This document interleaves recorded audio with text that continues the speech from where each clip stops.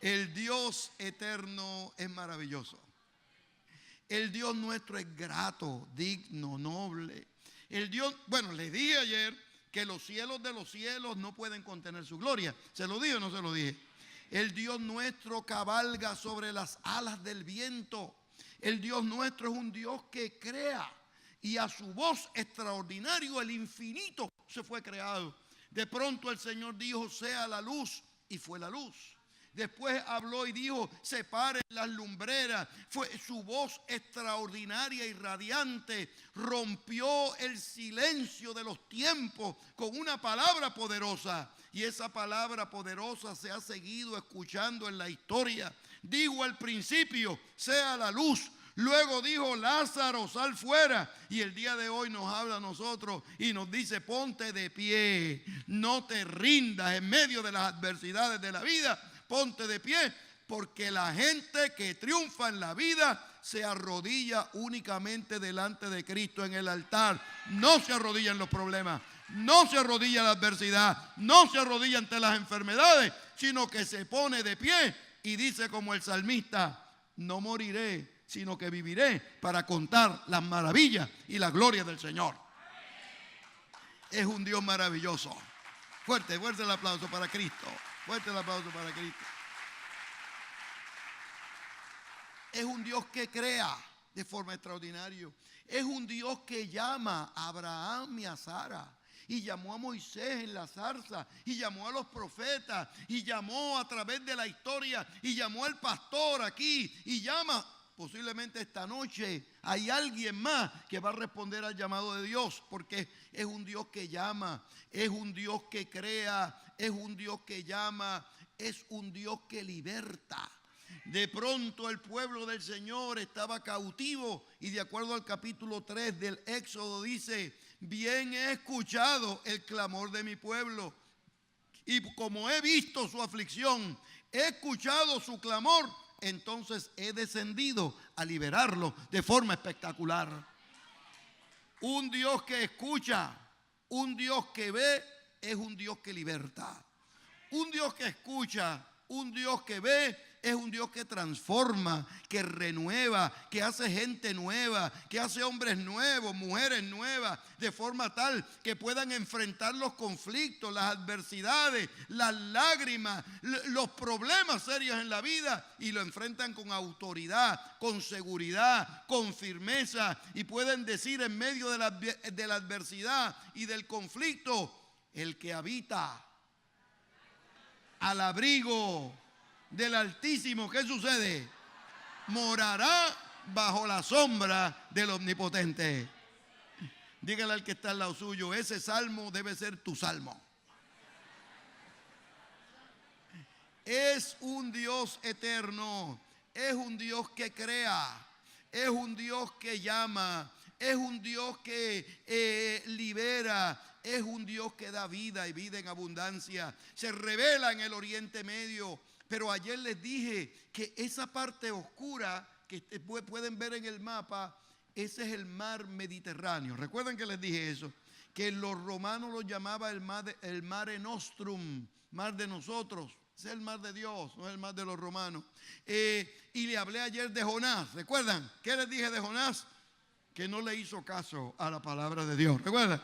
Por eso al mar profundo, ¿qué sucedió? La gente lo tiró, o sea, ya fuiste a la escuela bíblica, gloria a Dios, gloria a Dios. Pero no solamente es el mar de Jonás, es el mar del apóstol Pablo. Es el mar donde salió el apóstol Pablo preso desde Cesarea Marítima hacia Roma.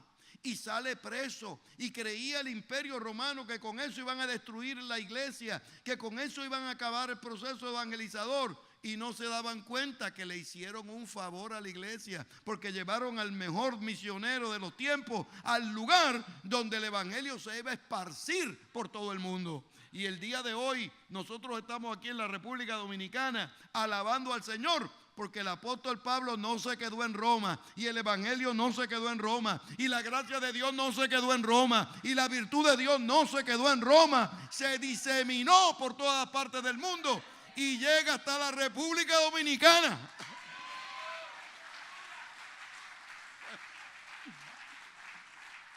llega a Santo Domingo con un solo propósito: dar vida y vida en abundancia. Llega y pasa por Belén. El próximo pasa por Belén y llega a la iglesia de la Natividad. Todo eso le expliqué ayer, el lugar del nacimiento de Jesús. Llega, se sigue en la primera familia, llega hasta Egipto. No solamente se queda en Egipto, llega después a la Galilea, que en la Galilea de los gentiles se revela. Alrededor de ese lago el Señor hace el 80% de su ministerio, y alrededor de ese lago es que comienza a ministrar, a dar vida y vida en abundancia. Alrededor de ese lago el Señor comienza a hablar del reino y comienza a soñar el reino con los discípulos. El próximo, y comienza a soñar, y esa foto que está aquí es la vista que tendría Jesús de Nazaret cuando se encontró con los discípulos después de la resurrección. Seguimos.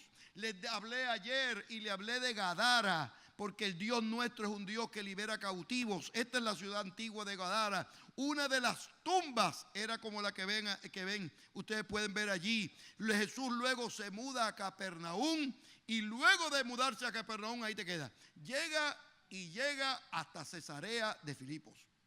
Ahora miren esto bien. Jesús llega a Cesarea de Filipos con dos propósitos. Quería enseñarle a los discípulos una lección extraordinaria de fe, que les voy a explicar ahora, pero también se organizaba para ir a Jerusalén. Cuando llega a Cesarea de Filipos, le pregunta a los discípulos: ¿quién dicen? ¿Recuerdan el texto bíblico? ¿Quién dicen los hombres que es el Hijo del Hombre? ¿Recuerdan? Y allá uno de los discípulos dice: algunos dicen que eres Jeremías. ¿Cómo va a ser Jeremías, que había muerto 700 años antes? Otro dice: este no sabe nada, eres Elías. Peor todavía, que lo había muerto otros años antes. Pero el otro sí que fue interesante. Dijo: no, algunos dicen que tú eres Juan el Bautista. ¿Cómo va a ser Juan el Bautista? Que los dos estuvieron uno al lado del otro. Pero la gente se confunde, hasta que Pedro dice: no, ninguna gente esta sabe nada. Tú eres el Cristo, el Hijo del Dios viviente. Y Jesús le responde: pues mira, bienaventurado eres, Pedro, hijo de Cefas, de Jonás, porque esto no te lo reveló, ¿cómo dice el texto bíblico? Ni carne ni sangre, sino mi Padre que está en los cielos. Y a ti te digo que las puertas del infierno, del Hades, no prevalecerán contra la iglesia del Señor. Yo quiero decirle a ustedes, miren qué buen PowerPoint tengo yo aquí. Y un buen asistente allí que hoy está, mira, que corta. ¿Ah? Está ungido hoy, está ungido hoy. Está ungido hoy. Yo tengo un buen PowerPoint. La sociedad bíblica debe tener yo no sé cuántos PowerPoint. Los músicos tienen su PowerPoint. Gloria a Dios, gloria a Dios. Yo quiero que ustedes sepan que Jesús de Nazaret tenía su PowerPoint. Y el PowerPoint de Jesús era la naturaleza. Cuando iba a hablar de los frutos, fue a una higuera y metió la mano. Es el PowerPoint de Jesús. Cuando iba a hablar del mar, que eran como ríos de agua viva que salgan para la vida eterna, fue al río Jordán. Y cuando iba a hablar sobre la puerta del infierno, llega a Cesarea de Filipos, y esa cueva que ustedes ven frente a nosotros aquí, esta cueva, se conoce como la puerta del infierno. Porque en esta cueva, los antiguos decían que vivía un Baal que requería sacrificios humanos todos los años. Final de septiembre, principio de octubre. Y en esa cueva llegaba el sacerdote de Baal el día de los sacrificios, emborrachaba a uno de sus, ¿verdad?, seguidores de Baal. Digo, porque eran muy adoradores de Baal, pero tampoco eran tontos, ¿verdad? Primero había que emborracharlo, si no, no se dejaba matar. Lo llevaban ahí, le amarraban las manos, le tapaban los ojos y llegaban a la boca de la puerta de la cueva y lo tiraban hacia abajo. Esa cueva es muy honda y la gente caía abajo y se destruía. Pero abajo está uno de los ojos del río Jordán. Y ese río Jordán sale, da una vuelta por allá y sale frente. Ven que al frente hay una catarata y sale al frente. Cuando el sacerdote de Baal tiraba a la persona caía, se daba de espaldas, se daba la cabeza, moría, sangraba, la sangre caía al ojo del agua y los adoradores de Baal se paraban frente al río y cuando veían la sangre que pasaba, todos clamaban y decían: gracias, Baal, que has aceptado el sacrificio, y se iban felices para su casa. Eso todo frente a Jesús de Nazaret. Pero imagínense ustedes qué pasaba cuando tiraban a alguien, pero del susto moría antes de que lo tiraran y no sangraba. O caía de espalda y no sangraba el agua, no, o era medio sangrigordo y no botaba la sangre y llegaban al río. Ellos se paraban frente al río y el agua limpia. A los 10 minutos decía el sacerdote: este era tan malo que ni Baal lo quería. ¿Qué ustedes creen que hacía en ese momento? Ahí mismito se viraba el sacerdote, miraba a ver quién no había diezmado esa semana, a ver quién había hablado mal del pastor y de la pastora, a ver quién no había respondido a lo que le decían los diáconos de la iglesia, si no había cantado, y tiraban a otra persona. En ese lugar, en PowerPoint de Jesús, en ese mismo lugar, Jesús dice: la puerta del infierno no prevalecerá contra la iglesia del Señor. Es decir, una experiencia religiosa que produzca la muerte no proviene de Dios. Una experiencia espiritual que no transforme al individuo y renueve al individuo no proviene de Dios.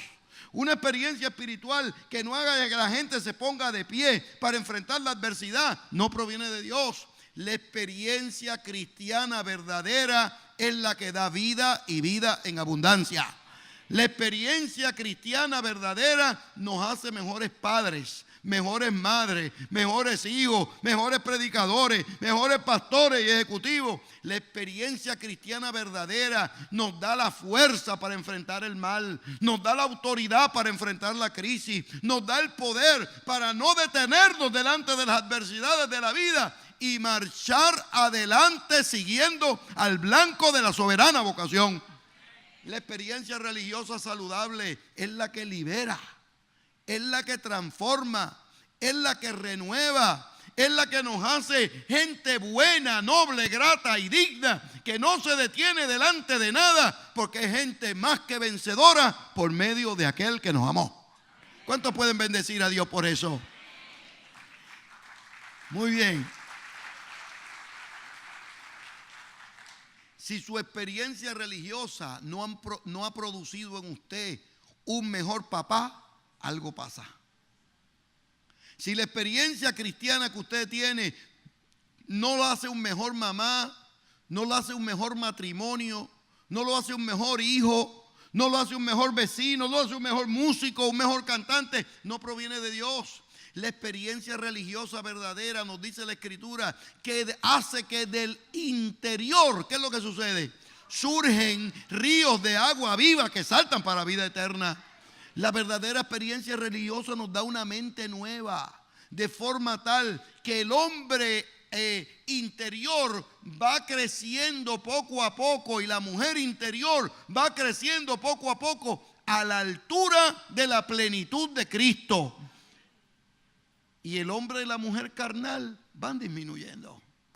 Van disminuyendo de forma tal que usted pueda controlar su lengua, que usted pueda controlar su temperamento, que usted pueda controlar su forma de ser, de forma tal que su sí sea sí y su no sea no. Allá en Cesarea de Filipo, el Señor le da a los discípulos el secreto de la experiencia religiosa verdadera, que es que se transformen los seres humanos, que se renueven las personas, que se hagan nuevos hombres y mujeres a la imagen y semejanza del Señor. Y es en ese entorno de Cesarea de Filipos, donde está la ciudad de Bania, donde está la puerta del infierno, donde el Señor, dice el texto bíblico, que afirmó su rostro para ir a Jerusalén. Así que dice el texto bíblico: afirmó su rostro para ir a Jerusalén. Y es interesante que el Señor está hablando de él. Afirmó su rostro para ir a Jerusalén. Pero tan pronto Pedro escuchó eso, ¿qué fue lo que dijo? Señor, que tal cosa no nos acontezca, porque sabía que tenía implicaciones para con ellos. Es la única ocasión donde el Señor le dice a un ser humano alguno: apártate de mí, Satanás. Y se lo digo nada menos y nada más que a quién, a Pedro. Apártate de mí, Satanás. Porque cuando uno no quiere hacer la voluntad de Dios, cuando uno no quiere seguir la voluntad de Cristo, cuando uno no quiere seguir lo que Dios quiere con uno y lo que Dios reclama de uno para hacer, no está haciendo la voluntad de Dios, sino que está haciendo la voluntad del enemigo. Y Dios no quiere que usted haga eso. Dios quiere que usted siga al Señor a tiempo y fuera de tiempo, porque se seca la hierba y se marchita la flor, pero la palabra del Dios nuestro permanece para siempre. El próximo: se enfiló su rostro y se fue a Jerusalén. Y en el monte de las bienaventuranzas habló del poder de la felicidad. La gente es feliz no por lo que tiene. La gente feliz es feliz por lo que es. La gente es feliz por la esencia que Cristo está con usted. El secreto de la vida cristiana no es tener más o tener menos. Es ser una persona bienaventurada, feliz, porque con Cristo estamos juntamente crucificados, como dice el Evangelio. Pero ya no vivo yo, ¿más quién? Más Cristo vive en mí. Llega el Evangelio, por el próximo, llega el Evangelio al monte de las bienaventuranzas y llega a Nazaret, donde el Señor se crió, donde el Señor se desarrolló. Hablaba en estos días algunos colegas y le decía que posiblemente en Nazaret, en la época de Jesús, vivían 25 o 30 familias. Era pequeña Nazaret. No se menciona en el Antiguo Testamento. Por eso es que cuando Felipe y Natanael hablan, Natanael le dice a Felipe: el Mesías no puede venir de Nazaret. ¿Por qué? Porque de Nazaret no sale nada bueno. De allí, de Nazaret, el Señor llega al próximo y comienza en una ocasión. El próximo llega a Nazaret y llegó a la sinagoga de Nazaret. Esta fue la sinagoga donde el Señor llegó. Como el día de hoy llega el pastor de la sociedad bíblica, llega al templo, al culto, llega el hermano Pablo, llega algunos visitas, y entonces nuestro pastor Pedro lo mira y dice: oh, pero si aquí está el día de hoy con nosotros el hermano Samuel, vamos a pedirle que pase por aquí para que nos lea la escritura. Bueno, el rabino en aquella ocasión se dio cuenta que Jesús estaba esa mañana con ellos y le dice: pero hoy está Jesús con nosotros aquí, vamos a pedirle que venga y lea un texto bíblico y nos los explique. Y en efecto Jesús va al frente, lee el texto bíblico. ¿Quién recuerda el texto que leyó? Isaías 61. El Espíritu de Dios está sobre mí, porque me ha ungido para dar las buenas nuevas del reino, para anunciar el año agradable del Señor, para predicarle el Evangelio a los pobres, para predicar el Evangelio que restaura y que sana. Y cuando leyó eso, se sentó. Entonces la gente, a veces yo pienso que eran puertorriqueños, Pablo, debe haber sido puertorriqueños. Algunos me dicen que no, que eran dominicanos, pero no sé todavía. Empezaron a golpearse y decía: se le olvidó el sermón. Comenzaron, porque no predicó el Señor, solamente leyó la escritura, y empezaron a golpearse. Cuando el Señor se dio cuenta, se puso de pie y dio un sermón corto. Dijo: hoy se ha cumplido esa escritura en medio de nosotros. Y esa gente tan contenta comenzó a glorificar al Señor. No, lo cogieron, empezaron a maltratarlo. Es un camino más o menos desde la iglesia al hotel Fiesta donde yo estoy hospedado. O sea, en ese camino, que caminando es ¿cuánto? Media hora, 45 minutos de aquí, más o menos. Caminando, lo llevaron, lo empujaron el próximo, y lo llevan al monte del precipicio, que es ese que está aquí. El monte de precipicio tiene más de 2000 pies de altura. Y lo llevan al monte de precipicio empujándolo, metiéndole el pie para que se cayera, escupiéndolo, dándole golpes. Y llega, y Jesucristo se dejó. Y se dejó. Y cuando llegan a la punta del monte que lo iban a tirar, parece que el Señor miró el reloj. Dijo, espérate. Como quién sabe qué fue lo que dijo. Todavía, ¿qué pasa? No ha llegado mi hora. Y dice el texto bíblico que toda esa gente que lo había empujado para llevarlo allí y matarlo, Jesús dijo, no ha llegado mi hora. Viró, pasó por el medio de ellos y nadie dijo nada. Porque cuando usted está lleno del poder de Dios, la gente lo respeta. Cuando usted está lleno del poder de Dios, la gente lo sabe. Cuando usted está lleno del poder de Dios, la gente lo nota. Si usted está lleno de ira, la gente lo nota también. Si usted está lleno de malas palabras, la gente lo nota también. Si usted está lleno de tensión y de orgullo, la gente lo nota. Yo no quiero que nadie aquí esté lleno de tensión. Yo lo que quiero es que esté llena del Espíritu de Dios. Que esté llena de la gracia divina. Que esté llena del poder divino que nos hace enfrentar la adversidad y enfrentar el conflicto para que la gente lo sepa. Y usted pueda decir, cuando el Señor renueve la cautividad de Sión, seremos como los que sueñan. Entonces nuestra boca se llenará de alabanza. Entonces nuestros labios comenzarán a bendecir al Señor. Y la gente va a decir, grandes cosas ha hecho el Señor con tu pueblo. Yo lo que quiero es que la gente diga de usted, ese es un hombre de Dios. Yo lo que quiero que la gente diga de usted, esa es una mujer de Dios. Esa es una familita de Cristo. Esa es una persona que tiene buen testimonio de Dios. Yo no quiero que digan de usted que usted es la peor persona en su familia con el peor genio. Yo no quiero que digan en su trabajo que el mejor chisme hay que llevárselo a usted, porque usted lo reparte, ¿verdad?, con liberalidad. Yo no quiero que hablen mal de nadie. Yo lo que quiero es que digan que el Espíritu de Dios está sobre su vida. Yo lo que quiero es que digan que la gracia de Dios le acompaña. Yo lo que quiero es que digan que usted es un buen padre, una buena madre, un mejor hijo, un mejor vecino, una persona que está lleno de la gracia de Dios. Ahora mire lo que vamos a hacer.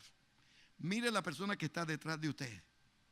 Sonríase con ella. Primero sonríase con ella.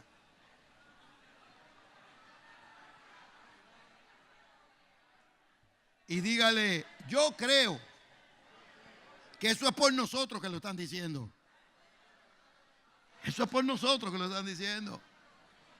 Es decir, en el momento de la tribulación, usted pasa por el valle de la sombra y de la muerte y no teme mal alguno porque el Señor está con usted. Usted pasa por el conflicto y el Señor le bendice, le ayuda, le guarda, le libera, le transforma y le ayuda a seguir adelante y ser una persona más que vencedora por medio de aquel que nos amó. Yo le voy a dar un secreto en la vida. Usted no triunfa porque tiene buena suerte. La buena suerte es una cuestión relativa que dice la gente. Usted triunfa porque tiene la gracia de Dios.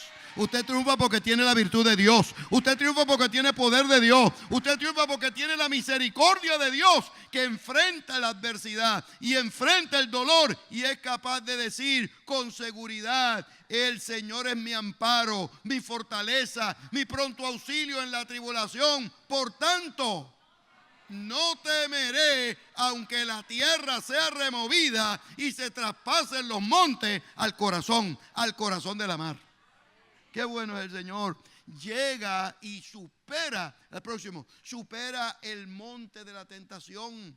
Este lugar es especial. Yo llevo a mis estudiantes porque este lugar es el puerto de donde sacaron al apóstol Pablo y lo llevaron preso a Roma.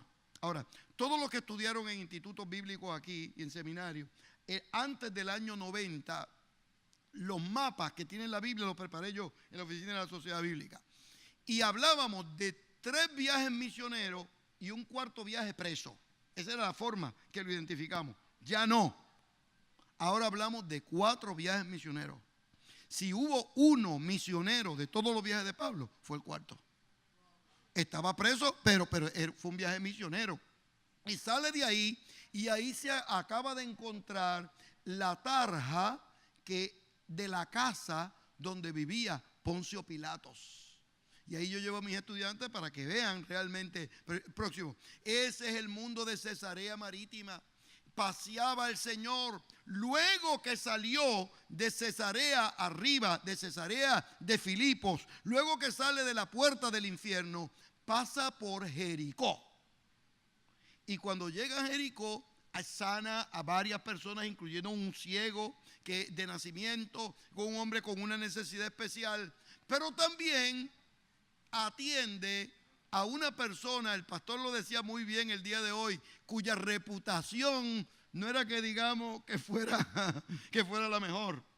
Un hombre de conflicto, un hombre de dificultad. ¿Quién recuerda cómo se llamaba aquel jugador de baloncesto? No, era Zaqueo. Zaqueo. ¿Qué me pueden decir de Zaqueo? Que era un hombrecito así que vivía en Jericó. Y cuando Cristo pasó por ahí, ¿qué sucedió? Fueron a la escuela bíblica. Lo sé, pastor, ya que la cosa va bien. Muy bien. Zaqueo, bajito, se sube al árbol. Miren esto. Mírame bien. ¿Qué hay raro en esa película, en esa foto? Jesús abajo y Zaqueo arriba. Lo primero que le dice Jesús a Zaqueo: Zaqueo, bájate de ahí y pon los pies en el piso, porque con la gente encumbrada yo no hablo. Con la gente que tiene más alto concepto de sí del que debe tener, no hablo. La gente que piensa que es más que los demás, yo no hablo. Le dice a Zaqueo: Zaqueo, pon los pies en el piso. Y tan pronto puso los pies en el piso, le dijo: ahora nos vamos a tu casa porque es necesario que yo esté allí. Cristo quiere que nosotros tengamos un concepto de nosotros adecuado. El Señor quiere que nosotros pensemos de forma adecuada en nosotros mismos. Cuando pensamos mal, muy mal de nosotros mismos, nos da depresión. Cuando pensamos demasiado de bien, que creemos lo que somos del mundo entero, nos da ansiedad.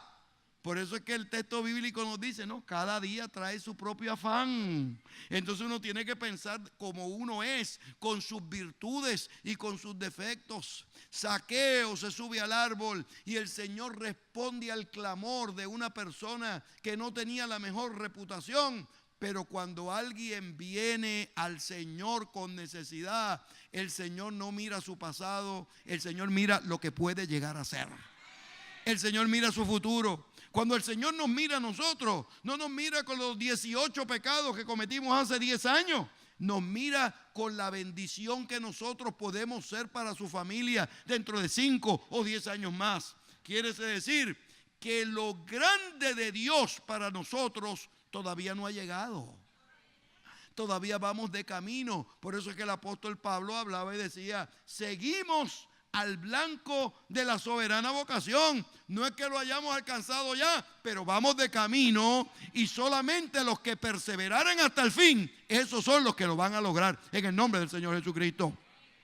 Ahora miren, como ayer, cuando acabemos, ahorita yo los voy a llamar al altar.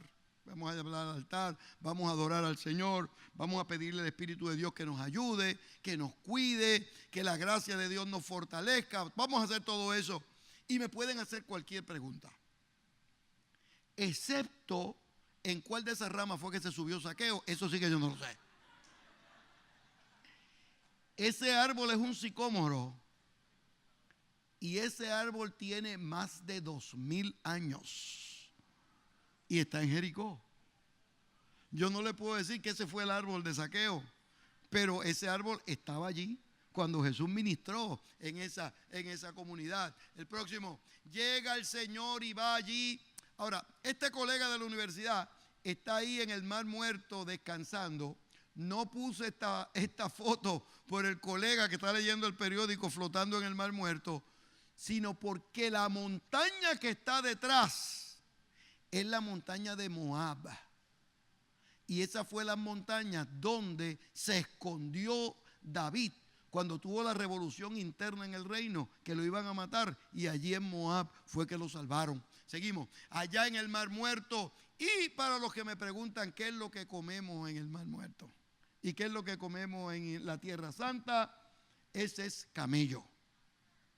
Ahora miren, el camello es una carne muy dura y es una carne muy oscura y es una carne que tiene un olor fuerte, bien fuerte, absolutamente fuerte, hiperbólicamente fuerte. He sido claro yo. La carne es muy dura y se la tiene que comer uno en pedacitos pequeños, porque si no, no la puede digerir. Tiene que picarlo en pedazos pequeños. Pero para los beduinos, toda enfermedad que usted tenga, se la quita la carne de camello o la leche de camella. Usted dice, yo padezco de azúcar, toma leche de camella. Yo tengo enfermo el dedo gordo del pie, come leche de camella. Porque todo lo arreglan con la leche de camella. Por ejemplo, cuando tomamos esa foto, Noemí y yo pasamos temprano, como a las 8, estaba el camello completo sonriente. A las 10:30, 11 que volvimos a pasar por allí, ya estaba la mitad del camello. Ese es a las 4 de la tarde, donde se había vendido casi toda la carne del camello. Esto es en Hebrón, donde todavía el día de hoy usted puede pedir un hamburger de carne de camello. Así que, pastor, cuando vaya allí, así me avisa y yo lo voy a llevar allí. O algunos de los hermanos cantantes que están aquí, se los voy a llevar a comer carne de camello. El próximo. Este es el mundo de Jesús de Nazaret. Y luego de pasar, primer lugar, en Cesarea de Filipo, a firmar el rostro para ir a Jerusalén, llega a Jerusalén. Esa es la cúpula de la roca. Debajo está el monte Moria, donde Abraham iba a sacrificar a su hijo. En el lugar donde se fundó el templo de Jerusalén. A la izquierda del domo de la roca está el monte de los olivos, que es tan importante para Jesús de Nazaret, el próximo. Y en el monte de los olivos, de pronto tenemos el huerto de Getsemaní. Según el texto bíblico, la semana final, el Señor estaba en el huerto de Getsemaní orando. El texto bíblico dice que oró la primera vez y estuvo orando y los discípulos se quedaron dormidos. Y les dije, pero no pueden orar conmigo media hora. Estaban cansados durante el día. Vuelve a orar como a un tiro de piedra.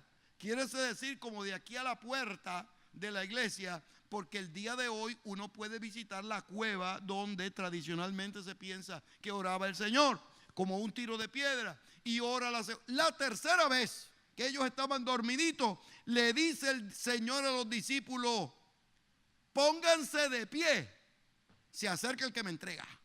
Interesante esto. Mientras tanto estaban de rodillas durmiendo.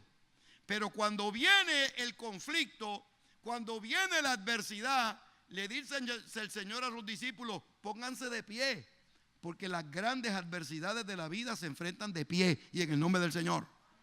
Los conflictos no se enfrentan uno destruido. Los conflictos uno no los enfrenta de forma pusilánime. Cuando uno está abajo, el problema se ve tan arriba. Cuando uno está en el suelo, el problema se ve muy alto. Pero cuando uno se pone de pie, el problema no es tan grande nada. Cuando uno se pone de pie, uno puede enfrentar la adversidad con autoridad en el nombre del Señor. Recuerden que cuando David se enfrentó a Goliat, le enfrenta y le dice: tú vienes a mí con espada, danza y jabalina, pero yo voy a ti en el nombre del Señor de los ejércitos, Dios de los escuadrones de Israel, que es el Dios que tú has provocado. Y el Señor le dice a los discípulos: pónganse de pie, porque los grandes problemas de la vida se enfrentan de pie, con autoridad, con seguridad, en el nombre del Señor. En el suelo están las losas. En el suelo están las alfombras. En el suelo están los polvos del camino. En el suelo están los papeles que nosotros tiramos. La gente de Dios no está en el suelo. Los creyentes no están en el suelo. Los músicos de la iglesia no están en el suelo. Las visitas que están aquí no están en el suelo. La sociedad bíblica no está en el suelo. Los pastores no están en el suelo. Nos ponemos de pie en el nombre del Señor Jesucristo y enfrentamos el problema. Enfrentamos la enfermedad. Enfrentamos la adversidad, enfrentamos los conflictos con la seguridad de que si Dios es con nosotros, ¿quién podrá? ¿Quién podrá? ¿Quién podrá contra nosotros? Se acerca en la comitiva en el huerto de Getsemaní, dice el texto bíblico, que llegaron con antorchas y palos. Lo que quiere decir es que estaba muy oscuro. Estaba de noche, y palos es que venían con armas. Es una palabra genérica para incluir que tenían palos, que tenían macanas, que tenían cuchillos, que tenían espadas. Estaban equipados. Llegaron y lo primero que el Señor les dice es: pero ven acá. Si yo he estado toda la semana enseñando en el templo y no me han buscado, ahora tienen que venir de noche. Alguien gritó: ¿dónde está Jesús el Nazareno? Pablo, si llega a ser puertorriqueño o dominicano, dice: hasta ahora estuvo aquí. Entonces, no, y miramos así, no sé dónde se ha ido, y comenzamos a mirar. Cuando pregunten por usted, usted diga: aquí estoy yo. Cuando la enfermedad trate de tocar a su casa, diga: aquí estoy yo. Cuando la dificultad trate de llegar a su familia, diga: aquí estoy yo. Y el texto bíblico dice que cuando el Señor dijo: aquí estoy yo, todos los soldados se cayeron al piso. Porque la gente conoce cuando usted está lleno del poder de Dios. ¿Cuántos bendicen a Dios por eso? Fuerte el aplauso para Cristo. La gente conoce si usted está lleno de Dios porque perdona. La gente conoce si usted está llena de Dios porque ama.